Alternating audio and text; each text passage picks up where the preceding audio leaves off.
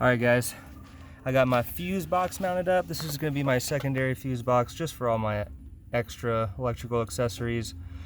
Don't want to overload the main fuse box and everything else. Plus it's under the hood, so this will make it a little easier. I know I have some more over there, but placement wasn't really as available as I'd like, so I think this will be fine over here. There's a cover for it too. I'm going to tag my ground up top, run those over, bolt it right into the frame, or the body I mean. Get a good grounding point.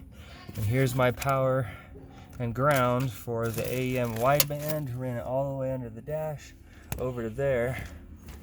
As you can see, I have the power and ground cable going right into the AEM harness going to the pod.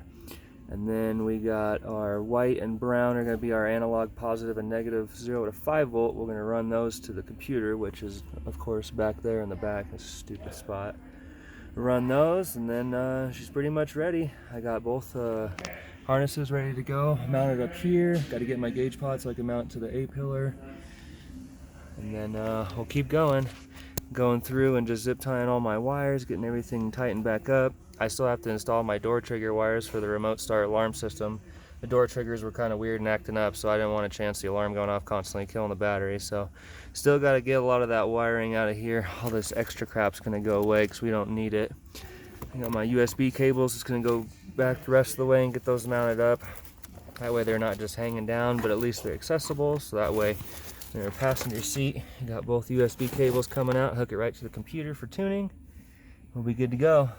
Make sure when you guys are mounting stuff up, you keep it out of the way of all these vacuum actuators. It's never really a good idea, but all this old cars lets the stuff moving all over the place, and we don't want to get wires snagged. She's coming along. As far as the fuse box, I'm going to run constant power from the fuse box out to the battery itself with an A&L in line, just in case. You never know what could happen. So power will come into the fuse box, and then for my switch ignition signal for the O2 sensor, I'm going to tap ignition wire out of the harness over here, run it down to one of my relays. I got a box on Amazon that's got 5 dual throw relays with harnesses as well. So what I'll do is I'll have the relay grounded and have the power go into the fuse for the AEM wideband, and the output on the fuse will actually go to the relay itself, so that way when I turn the ignition switch on, closes that relay, and we got power going to the O2 sensor. That way it's not getting constant power all the time. So that wouldn't be good for anybody.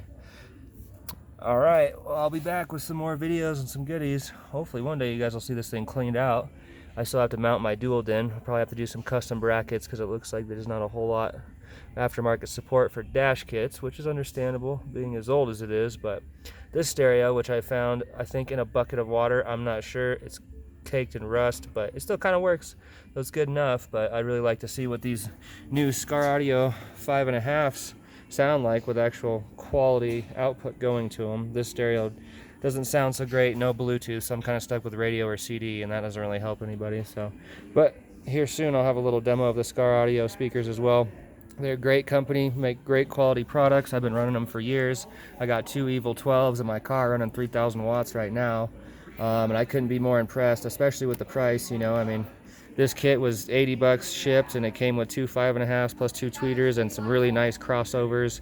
Plus it's just really good construction. All the products seem to be made really well, and as far as them being a little bit newer of a company, I think the prices are going to stay decent until people really start catching on. Then they're going to go up. So a lot of people say that they're just a knockoff of Sundown.